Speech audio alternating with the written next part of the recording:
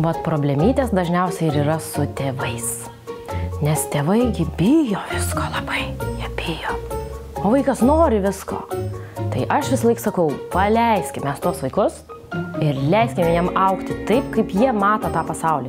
Mes pedagogai, mes galim jiems tik padėti, tik stebėti juos. Mes negalim jiem nurodyti, mes jiem turim suteikti labai saugią terpę, kur jie gali patys augti. O tėveliams mes ir aiškiname, kad tai yra saugu. Ir daugelis tėvų jau žengia tą žingsnį ir rodo mūsų pasitikėjimą mumis. Ir mano klasėje aš džiaugiuosi visais. Tėveliai atėję į sodelį, jie dažniausiai nustemba, kokie vaikai yra drąsūs. Mažiukas vaikas 3 metų grįžo namo ir tėtis grįžęs irgi iš darbo kažką labai audringai pasakoja, kad darbe tas ir tas nutiko, ten buvo šitaip ir anaip.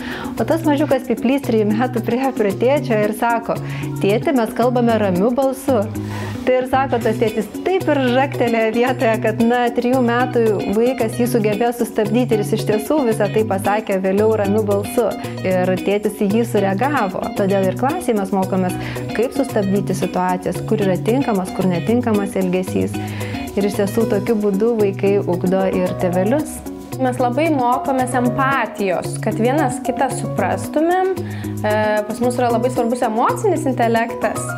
Mūsų vaikai dažniausiai, kai vyksta kažkoksai konfliktas, stengiamės išspręsti, išklausyti abi pusės ir pasikalbėti, kas būtų, jeigu būtų ir kaip tu jautiesi, kaip tavo draugas jaučiasi, kad mes suprastumėm situaciją ir iš tikrųjų išspręstumėm problemą, kad daugiau tokių problemų nebekiltų. Ir žinok, labai pavyksta, kai vaikai patys analizuoja ir pabando pajausti, kaip kitas šiuo metu jaučiasi.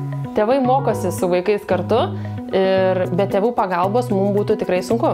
Su tėveliais labai reikia daug bendrauti. Nereikia vengti. Aš ir kolegams sakau, nevenkit. Nes jeigu ateina tėvelis pasimti vaiko, tai jis nestvers jo kaip maišiuko ir neišsineš. Jis laukia akių kontakto, jis nori, kad jūs prieitumėt prie jo ir pašnekėtumėt. Kaip prabėgo dienelė. Jūs smagu išgirsti.